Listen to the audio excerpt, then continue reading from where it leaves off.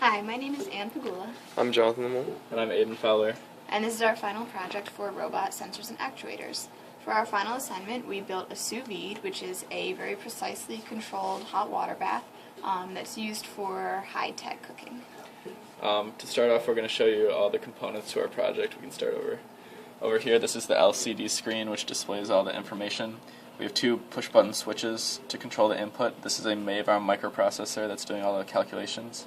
We have two LEDs to show when the heating element is on for the red one and when we're in PID control mode for the blue one. This is a potentiometer to input our values into the system, and we have a thermometer right here connected to our water bath.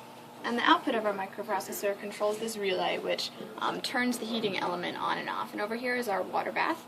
You can see here we have the submerged heating element. Here we have the digital thermometer that feeds into our system. And here is a water circulator to keep the temperature evenly distributed. Okay, so now we're going to show you how the system actually works.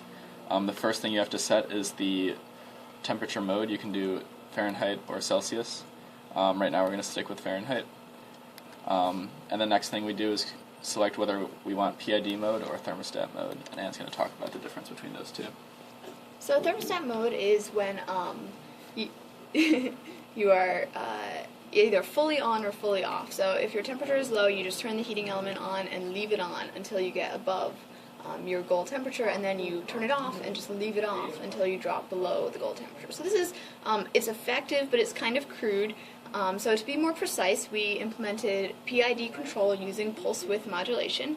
And pulse width modulation is when you sort of cycle the heating element on and off, so maybe you'll have it on for a few seconds and then off for a few seconds, and you can modify that ratio to control exactly what temperature you want the water bath to be. And PID control is a form of feedback control that takes into account the current temperature of the system, the rate at which the system is changing, and the history of the system to provide control that's as accurate as possible.